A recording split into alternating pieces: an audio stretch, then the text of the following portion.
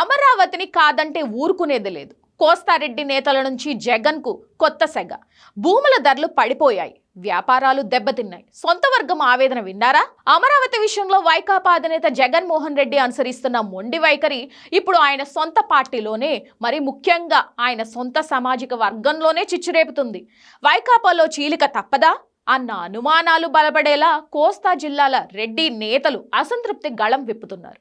ఉమ్మడి గుంటూరు, ప్రకాశం, నెల్లూరు, కృష్ణా, ఉభయ గోదావరి జిల్లాల్లోని రెడ్డి సామాజిక వర్గం అమరావతిని వ్యతిరేకిస్తున్న జగన్ తీరుపై తీవ్ర ఆగ్రహంతో ఉన్నట్లుగా సమాచారం. రాజధాని ఉంటేనే అభివృద్ధి జరుగుతుందని, తద్వారా భూముల ధరలు పెరిగి రియల్ ఎస్టేట్ వ్యాపార రంగాలు పుంజుకుంటాయని అందరికీ తెలుసు. ఈ ఆర్థిక సూత్రాన్ని కమ్మ సామాజిక వర్గంతో పాటు రెడ్డి సామాజిక వర్గం కూడా బలంగా నమ్ముతుంది. కానీ జగన్ మాత్రం అమరావతిపై తన పాత పల్లవిని ఎత్తుకోవడం, అక్కసు వెళ్లగక్కడం వల్ల సొంత వర్గమే ఆర్థికంగా నష్టపోతుంది.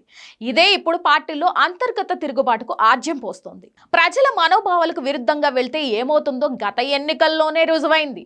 అయినా జగన్ మారకపోవడంతో నెల్లూరు నుంచి కృష్ణా వరకు ఇప్పటికే చాలా మంది కీలక నేతలు పార్టీని వీడారు.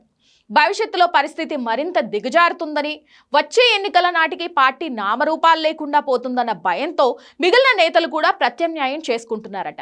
ఇప్పటికైనా జగన్ వాస్తవాన్ని గ్రహించి అమరావతిని అంగీకరించకపోతే వైకాపాలో నిలువునా చీలిక రావడం ఖాయమని రాజకీయ విశ్లేషకులు హెచ్చరిస్తున్నారు.